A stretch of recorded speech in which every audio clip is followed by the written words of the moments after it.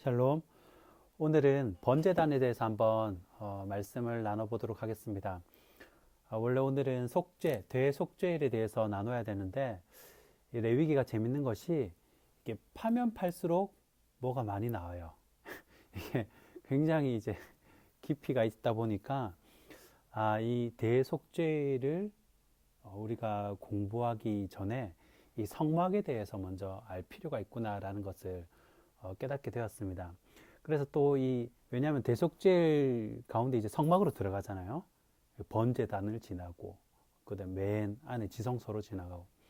그런데 이 성막에 대해서 이제 미리 또 공부를 하려면 널판과 덮개, 또 대제사장의 옷에 대해서도 알아야 되고, 또 물두멍이 어떤 의미인지, 또 오늘 살펴볼 번제단, 그 다음에 법궤, 또 성소에 여러 기구들이 있어요. 이런 거를 제가 이제 우리 코로나 시대에 이제 온라인으로 이제 살펴볼 때 이게 시간 되는 데까지 쭉 한번 살펴보려고 합니다. 그래서 이번 주 금요일에도 함께 한번 올릴 건데 이 성막에 대해서 한번 다 살펴보고 간단하게 또 살펴보고 우리 이제 그 대속죄를 레위기를 계속 진행했으면 좋겠습니다. 자, 그러면 오늘 살펴볼 말씀은 출애굽기를 한번 먼저 보아야 합니다. 출애굽기 27장 1절부터 8절을 먼저 한번 본문으로 살펴보고 제가 번제단 성막 시리즈 시작하도록 하겠습니다. 출애굽기 27장 1절에서 8절입니다. 제가 봉독해 드립니다. 너는 조각목으로 길이가 5규빗, 너비가 5규빗의 제단을 만들 때 네모 반듯하게 하며 높이는 3규빗으로 하고 그 네 모퉁이 위에 뿔을 만들 때 그 뿔이 그것에 이어지게 하고 그 제단을 노스로 싸고 재를 담는 통과 부삽과 대야와 고기 갈고리와 불 옮기는 그릇을 만들 때 제단의 그릇을 다 노스로 만들지며 제단을 위하여 노스로 그물을 만들고 그 위 네 모퉁이에 놋고리 넷을 만들고 그물은 제단 주위 가장자리 아래 곧 제단 절반에 오르게 할지며 또 그 제단을 위하여 채를 만들되 조각목으로 만들고 놋으로 쌀지며 제단 양쪽 고리에 그 채를 꿰어 제단을 매게 할지며 제단은 널판으로 속이 비게 만들되 산에서 내게 보인 대로 그들이 만들게 하라. 아멘. 자, 요 때는 오늘 본문 읽은 요 때는 언제냐면 출애굽 이후 2달 만에 이제 이스라엘 민족들이 시내 광야에 도착을 하는 겁니다. 백성들은 광야에 그대로 있고 백성의 대표로 모세는 시내산 정상으로 하나님 만나러 올라가죠. 이때 그 유명한 하나님과 인간 사이에 계약이 맺어집니다. 이것이 바로 구약이죠. 시내산 언약입니다. 이때 하나님은 모세에게 중요한 3가지를 주셨는데 뭘 주셨냐면요. 첫 번째가 십계명이고요. 두 번째가 율법, 마지막이 성막 설계도. 요 3가지를 주셨어요. 성막이 우리에게 중요한 이유가 뭐냐면요. 성막 공부는 바로 예수님 공부입니다. 제가 대속죄일 이렇게 오늘 보다가 보니까 이 대속죄일도 똑같아요. 그러니까 절묘하게 모든 것이 다 예수 그리스도의 그림자임을 알 수가 있습니다. 성경이 참 신비한 것이 어떻게 예수님이 오시기 1400년 전, 그러니까 지금으로부터 한 3400년 전에 예수님의 사역을 성막을 통해서 어떻게 그렇게 완벽하게 모사를 했을까? 진짜 신기한 일인 것 같습니다. 요즘 세계 전역을 다니면서 복음을 증거하는 그런 설교자들, 목사님들, 대부분 많은 분들이 이 성막에 대해서 강조를 많이 합니다. 이 성막 기도를 통해 그렇게 큰 사역을 감당하고 있으실 만큼 성막은 우리 신앙생활에 굉장히 중요한 것입니다. 자, 성막의 역사는요, 처음 지어진 광야 성막, 그리고 그 다음이 가나안 땅에서 이제 실로에서 성막을 만들죠. 하나님께 이제 만나려면 실로로 갔습니다. 그 다음이 이제 솔로몬 성전, 이게 1차 성전입니다. 그 다음이 이제 바벨론 포로 이후에 스룹바벨 성전에서 2차 성전을 짓죠. 그 다음이 바로 예수님 자신, 요한복음 2장 19절에 나오는 예수님 자신이죠. 신약 시대에는 고린도전서 3장 16절에 17절에 심령 성전, 그러니까 내 마음에, 내 마음 속에 있게 되는 거죠. 그래서 이 성막을 잘 배워서 하나님이 주신 우리 마음 속에 성전을 잘 관리해야 한다는 겁니다. 그 성막이 처음 가면 우리 인터넷 핸드폰이나 한번 성막 그 사진을 한번 검색해 보시죠. 이제 울타리와 문이 있어요. 처음에 이 울타리는 예수님 안과 예수님 밖을 상징하거든요.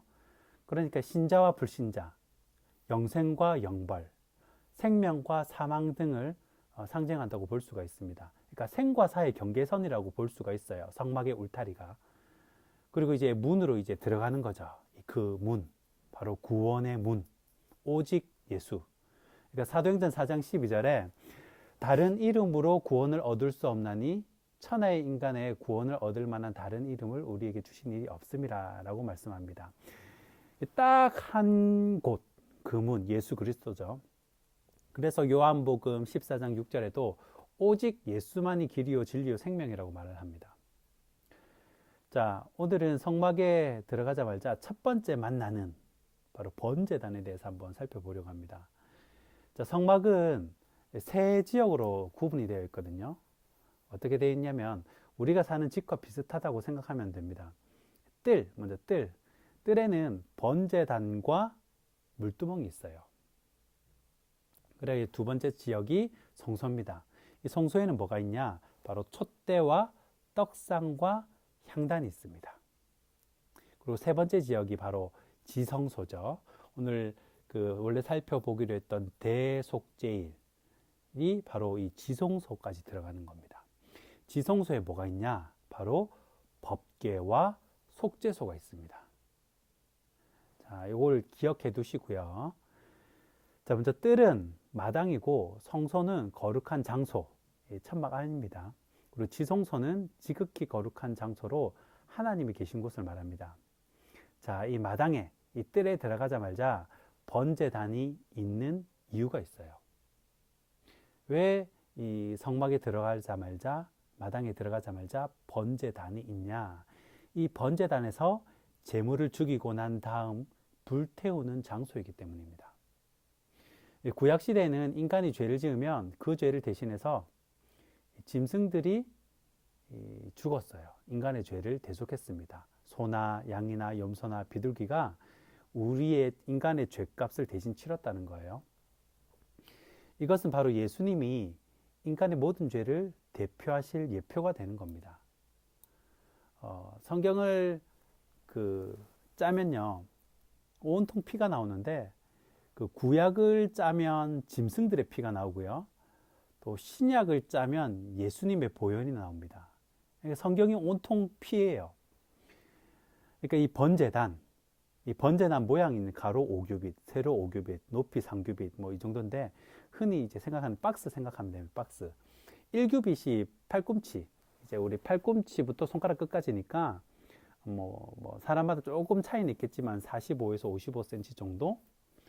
그러니까 편의상 우리가 50cm로 하겠습니다. 편의상 50cm. 그러니까 우리가 생각하는 이 미터의 딱 절반 정도 생각하시면 됩니다. 이 번제단은 놋과 조각목으로 만들어집니다. 이 조각목은 버림받아 쓸모없게 된 인간을 상징해요. 조각난 나무가 무슨 필요가 있겠어요. 이 놋은 불에 잘 견디기 때문에 아마 번제단의 재료로 사용을 한 것 같습니다. 보다 더 이 좀 영적인 이유는 사실 이 놋뱀에서 유리하거든요. 자, 요한복음 3장 14절에서 16절 한번 보겠습니다. 요한복음, 지금 한번 성경을 찾으실 수 있는 분들은 요한복음 3장 14절에서 16절 한번 보시면요, 제가 봉독해 드립니다. 모세가 광야에서 뱀을 든 것 같이 인자도 들려야 하리니 이는 그를 믿는 자마다 영생을 얻게 하려 하심이라. 하나님이 세상을 이처럼 사랑하사 독생자를 주셨으니 이는 그를 믿는 자마다 멸망하지 않고 영생을 얻게 하려 하심이라. 아멘. 자, 바로 이 놋은 구약의 놋뱀을 상징하며 십자가의 예수님을 상징합니다. 이스라엘 백성이 광야에서 하나님께 범죄를 하니까 하나님은 벌로서 불뱀을 보내셨습니다. 그때 이스라엘 백성이 살려달라고 애원을 하니까 하나님은 모세에게 놋뱀을 장대 위에 달 것을 명하셨습니다. 이때 이 뱀을 바라보는 자는 다 구원을 얻었습니다. 이것은 예표적인 사건입니다. 바로 오늘날 범죄한 인간은 십자가에 달리신 예수님을 바라보고 예수님을 믿음으로 살 수가 있다는 거예요. 예수님만 바라보면 사는데 안 바라본다는 거예요. 뭐 저 바라본다고 뭐 별일 있겠냐 이렇게 생각을 한다는 거죠. 자, 앞으로 성경에서 놋이 나오면 예수님의 십자가를 생각하면 좋겠습니다. 이 성막의 모든 말뚝은요, 뭘로 되어 있냐면 성막의 모든 말뚝은 놋으로 되어 있어요. 이것은 우리 신앙이 십자가의 기초로 뿌리를 박아야 됨을 상징합니다. 자, 그렇기 때문에 이 번제단은 조각목 같은 죄인인 인간, 쓸모없는 그런 인간이 놋, 즉 예수님의 십자가의 공로로 덧입음으로 의인이 됨을 상징한다는 거예요. 자, 번제단에는 제사를 드릴 때 필요한 보조 도구가 5가지가 있습니다. 첫 번째는 죄를 담는 통인데요. 이 죄를 담는 통은 바로 이제 성도의 희생하는 성도, 또 희생하는 예수님을 상징하겠죠. 제사를 지내고 나면 죄를 모아 담아내는 통을 말합니다. 그리고 부삽이 필요합니다. 이 부삽은 화목시키는 예수님, 인간과 하나님, 그리고 인간과 인간 사이를 화목시키러 오시는 예수님, 또 화목시키는 성도. 제사를 지낸 후에 번제단에 있는 죄를 끌어내는 거죠. 그게 그 삽이 그 역할을 한다는 겁니다. 그리고 대화가 필요한데 이 대화는 바로 전도하시는 예수님, 전도하는 성도라고 볼 수가 있습니다. 제물을 담아서 번제단으로 옮기는 이제 기구가 되는 거죠. 그리고 고기를 이제 끄는 고기 갈고리가 있어요. 이건 바로 사랑의 예수님, 우리 성도를 끝까지 끌고 가시죠. 사랑의 성도. 번제단 위로 고기를 찍어 올릴 때 사용하는 기구입니다. 그리고 불 옮기는 그릇인데, 불 옮기는 그릇은 이제 성령 충만하신 예수님, 또 성령 충만한 성도라고 볼 수 있겠죠. 하늘에서 온 불로서 제물을 태우는 겁니다. 자, 그리고 오늘 그 하이라이트인데 바로 피의 제사입니다. 피의 제사. 제물을 불태우기 전에 짐승을 칼로 죽입니다. 히브리서 9장 22절에 희구 2, 피 흘림이 없은즉 사함이 없느니라 그러죠. 피 없이는 죄사함도 없어요. 바로 이것이 우리 신앙의 기초이자 전부입니다. 이사야 53장 5절을 한번 보시면요. 그가 찔림은 우리의 허물을 인하며 그가 상함은 우리의 죄악을 인함이라. 그가 징계를 받음으로 우리가 평화를 누리고 그가 채찍에 맞음으로 우리가 나음을 입었도다. 아멘. 자, 이것이 바로 신앙이자 생명인 겁니다.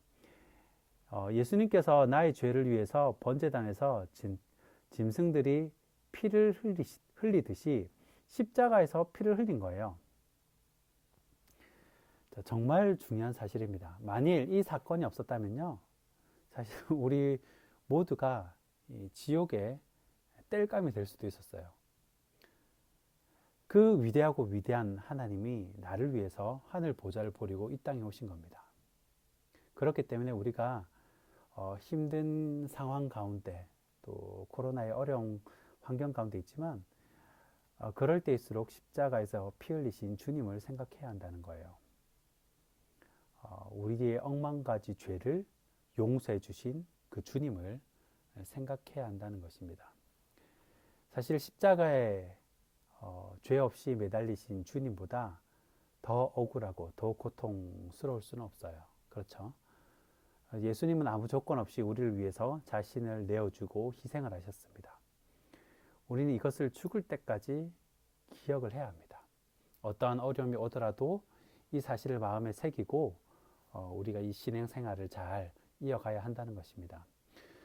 여러분, 오늘 그 번제단에 대해서 간단히 살펴봤는데요. 여러분, 하나님이 인간에게 주신 가장 큰 은혜가 무엇인지 아십니까?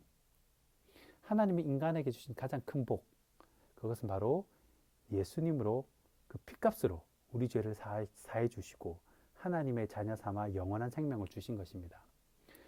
뭐 이건 어떤 행위나 노력으로 얻어진 것이 아니고 예수님의 피값으로 얻은 거예요. 이 큰 공로를 항상 기억하시면서 감사하고 또 감격하는 저와 여러분 되길 주님의 이름으로 축원합니다.